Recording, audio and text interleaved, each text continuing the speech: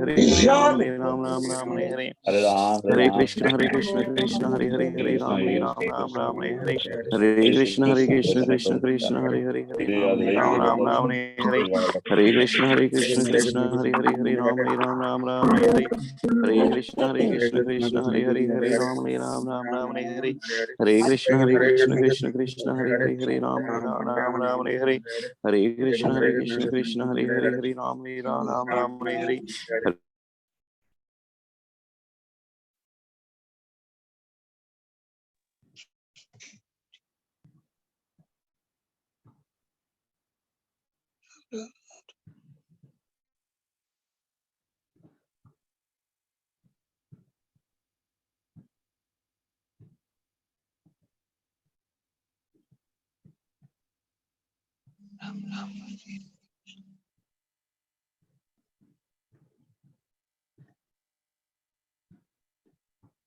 हरे Krishna. Morning कृपा session में सब दोस्तों का बहुत बहुत धन्यवाद। आज का शिला प्रभुपाद जी का कोट है 1968, लेटर टू हरेर नाम। For offering prasadam simply prayers to the spiritual master is sufficient. The process is that everything is offered to the spiritual master, and the spiritual master is supposed to offer the same food stuff to the Lord. Therefore, simply by chanting the prayer to the spiritual master, everything will be complete. इसका हिंदी में अनुवाद है, भोग लगाने के लिए केवल गुरु को प्रार्थनाएं पर्याप्त हैं। पद्धति के अनुसार हम प्रत्येक वस्तु गुरु को अर्पित करते हैं और फिर गुरु उन सभी व्यंजनों को भगवान को अर्पित करते हैं। इसलिए केवल गुरु की प्रार्थनाओं का उच्चारण करो और सब कुछ पूर्ण हो जाएगा। हरे कृष्णा प्रभु जी, प्रणाम। प्रणाम। हरे कृष्णा। इस स्टेटमेंट में श्री प्रभुपाद बहुत महत्वपूर्ण बात बता रहे हैं कि हम भगवान को ऑफरिंग कैसे करें। उसके लिए गुरु जी की आवश्यकता है। हम डायरेक्ट को भगवान को ऑफर नहीं कर सकते, हम गुरु के माध्यम से ऑफर करते हैं। गुरु जी की अप्रोच है वहां, और गुरु जी को हम केवल उनके प्रणाम मंत्र द्वारा भगवान के सामने भोग रखा और प्रणाम गुरु महाराज का किया, प्रणाम मंत्र 3 बार बोला, तो गुरु महाराज उसको फिर आगे भगवान श्री कृष्ण को ऑफर करते हैं। तो 2 बातें यहाँ समझने की हैं। एक तो प्रसाद, हमें केवल प्रसाद ही खाना चाहिए। अतः श्री कृष्ण नाम आदि न भवेत ग्राह्यम इंद्रिय सेवन मुखे ही जीवादो स्वयं स्फुरतादा। भगवान श्री कृष्ण को हम अपनी, उनके नाम को, उनके गुण को, उनकी लीला को हम अपनी भौतिक इंद्रियों के द्वारा नहीं समझ सकते, जान सकते, पहचान सकते। फिर कैसे? सेवन मुखे ही जीवादो, केवल सेवा के द्वारा ही हम उनको जान सकते हैं। और सेवा की शुरुआत कैसे होती है? सेवन मुखे ही जीवादो, आदो मतलब उसकी शुरुआत होती है मुख से। मुख के 2 काम है, भगवान का नाम लेना और प्रसाद ग्रहण करना, खाना। तो प्रसाद, केवल प्रसाद ग्रहण करना बहुत महत्वपूर्ण है। एक सेवा भी है, प्रसाद सेवनम कहा जाता है। इससे भगवान की भक्ति बढ़ती है। स्वयं में स्फुरता, यदि हम 2 काम करते हैं, 2 काम से शुरू करते हैं सेवा, भगवान का नाम और भगवान का प्रसाद ग्रहण, तो हमारे हृदय में भगवान के नाम, रूप, गुण, लीला आदि प्रकट हो जाते हैं। और यदि हम भगवान को ऑफर किए बिना खाते हैं, फिर क्या होता है? यज्ञ आशीष न संतः उच्चन्ते सर्किल में सही ओंकते ते यघम पापम ये पचंती आत्मकांड। भगवद गीता में कहते हैं जो संत है, यज्ञ आशिष्ट अशिनो संता, जो भक्त लोग हैं वो भगवान को अर्पण किया हुआ अर्थात यज्ञ से बचा हुआ जो प्रसाद है वो ग्रहण करते हैं। इस प्रकार वो सारे कल्मशों से मुक्त हो जाते हैं। भूंकते ते अघम पापम, ये अचंती, ये पचंती आत्मकारण है। और जो केवल अपने लिए भोजन बनाते हैं, भगवान को अर्पण नहीं करते, तो केवल भुंक्ते थे अघम पापम, वो केवल पाप ही ग्रहण करते हैं, पाप ही खाते हैं। एक और जगह भगवान कहते हैं, भोक्तारम यज्ञ तपसाम सर्वलोक महेश्वरम स्वर्ग सर्वभूतानां ज्ञातवाम शांति विरचित। इस शांति फार्मूले में भगवान कहते हैं, भोक्तारम यज्ञ तपसाम, कि मैं ही सभी तपस्याओं का, सभी यज्ञों का भोक्ता हूँ। सब कुछ मेरी प्रसन्नता के लिए ही किया जाना चाहिए। इसलिए हम जो भी मंदिर में, तो हमें प्रसाद मिलता ही है। मंदिर में जाते हैं, पुजारी भगवान को अर्पण करते हैं, प्रसाद बांटते हैं, वो तो प्रसाद है ही है डेफिनेटली।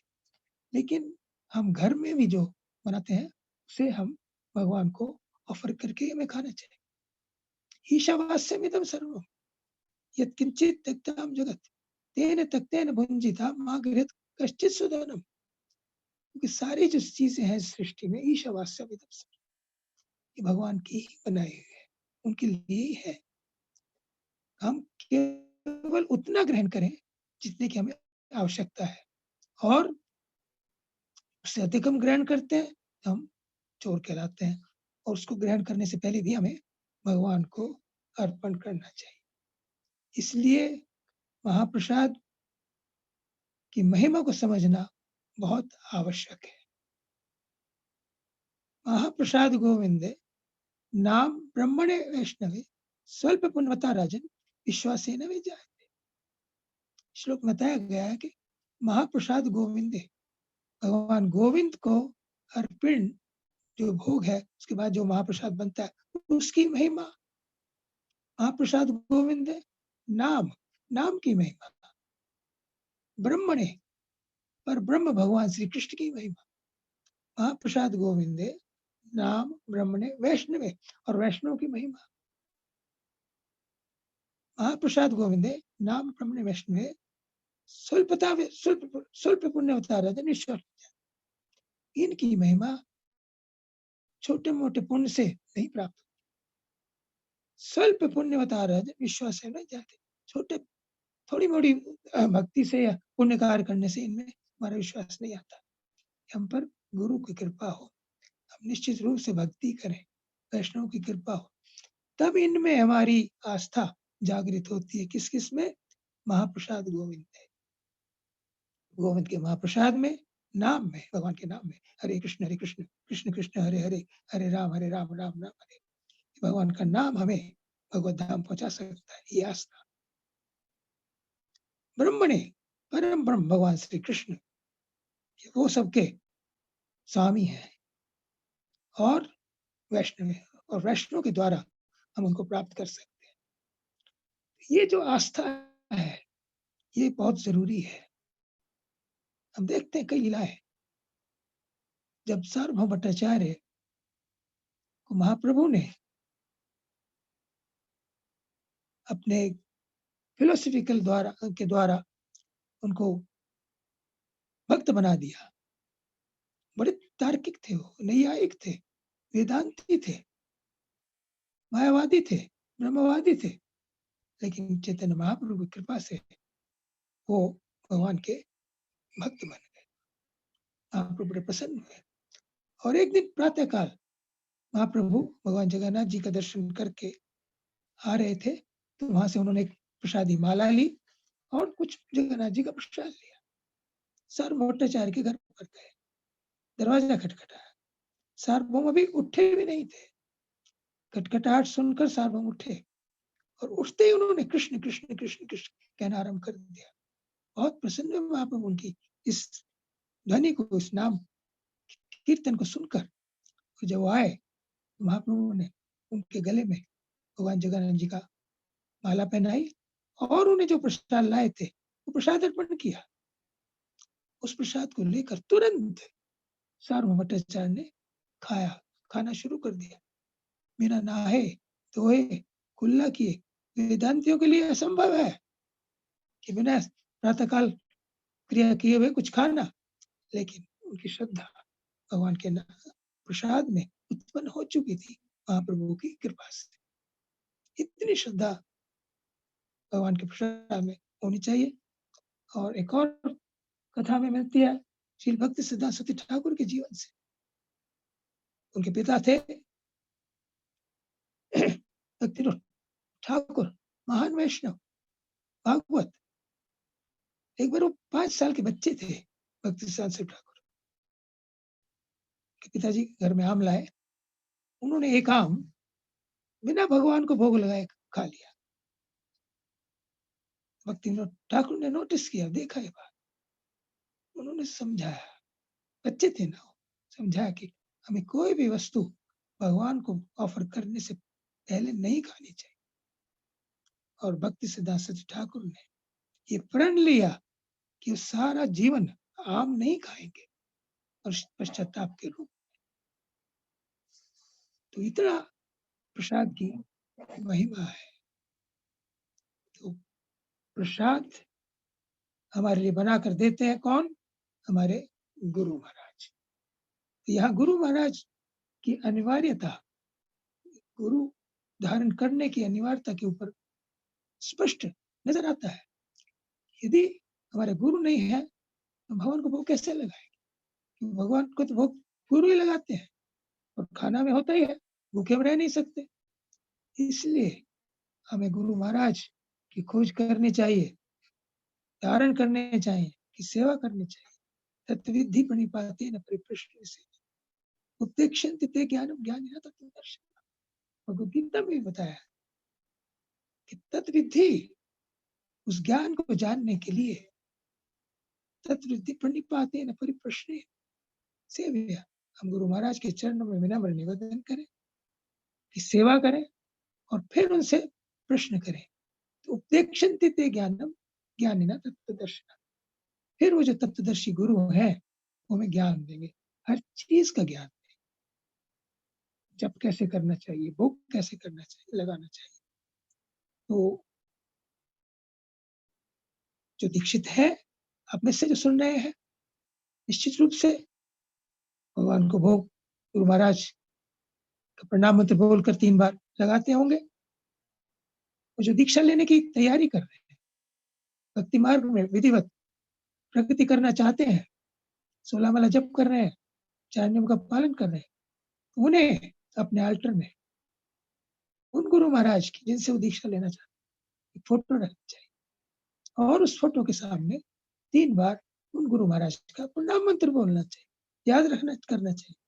जब हम भोग लगाए, भोग रखें वहां सात्विक बिना प्याज लहसुन के भोग बनाकर तुलसी दल डालकर और गुरु महाराज की 3 बार प्रणाम मंत्र बोले विद द प्रेयर मूड कि हे गुरु महाराज आप इसे भगवान श्री कृष्ण को अर्पण करें।